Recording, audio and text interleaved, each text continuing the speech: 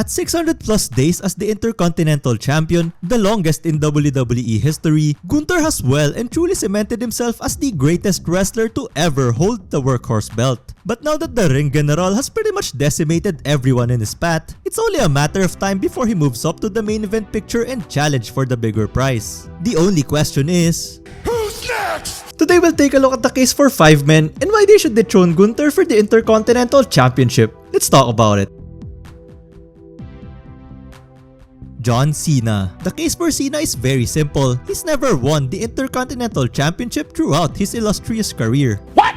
It's the one stain in the 17-time world champion's GOAT resume, and I have no doubt that if given the chance, he'll want to add that accolade before he hangs up his boots for good. So, picture this. John Cena comes back after one of his long hiatus and cuts a heartfelt promo saying that he doesn't have much time left in his career and he wants one last run as champion. But not just for any title, no. He wants that one title he never held, so he calls out the Ring General to challenge him for it. Gunther would accept his challenge and put his Intercontinental Championship on the line on one condition. If John Cena loses, he has to retire. So at WrestleMania 40 or SummerSlam, whichever big premium live event works in John's schedule, John Cena would beat Gunther and finally become a Grand Slam champion. And after that, he could bring back the open challenge format like how he did with the US title in 2015 and give opportunities to more underrated talents. And to cap off his final run in the WWE, Cena would lose the title to none other than Chad Gable. Okay, I probably fantasy booked further than I should on that, but if you liked how I did Cena's final run, then why not give this video a like and also subscribe to the channel. Thank you. Andrade El Idolo, the dark horse pick of the bunch. We haven't really seen much of Andrade since he made his return at the Royal Rumble. His first run on the main roster was pretty lackluster, partly because Vince just sucked at booking foreign wrestlers most of the time.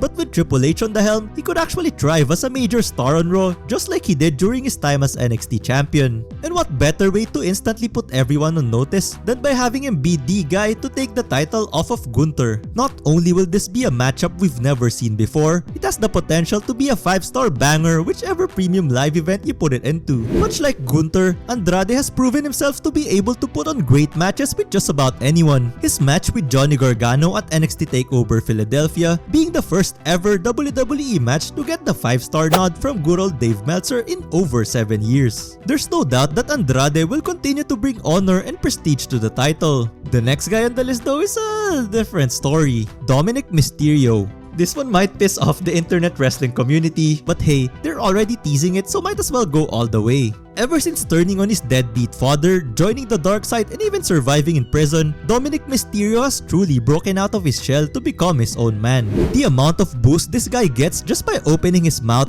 shows that he's a future pillar of the business, and if WWE wants to legitimize him as one of the top heels in WWE, then having him cheat his way into winning the Intercontinental title will fast-track his way into becoming that. What makes this matchup even more compelling though is that Dominic represents the complete opposite of everything Gunther stands for. Dom is a chicken shit heel who hides behind her mommy and uses the numbers advantage in every single one of his matches. So if he does somehow win the IC title, it's gonna be a stark departure from Gunther's reign. But you know what? In a weird way, it might actually work. Instead of fans waiting to see who the Ring General is gonna decimate next, people are gonna tune in to see Dom get his ass whooped but then end up retaining the title by nefarious means. After all, once Roman loses his title, we're gonna need to fill that annoying faction interference quota, and Dom definitely fits the bill. Ilya Dragunov. For those unaware, Gunther's current IC title reign isn't his first and only lengthy reign in the WWE. Back in NXT UK, where he was still known as Walter, still the better name by the way, he held the United Kingdom Championship for a whopping 870 days. And much like today, he destroyed everyone who stepped up to challenge him for the title except for one man, Ilya Dragunov, who took the title from Gunther at NXT TakeOver 36 in a 5-star classic. So what if history repeats itself and he manages to topple the Big Brute again in his very first premium live event match on the main roster? This would instantly catapult Dragunov into a major star on Raw, kinda like how they strapped the rocket to Gunther as soon as he got called up.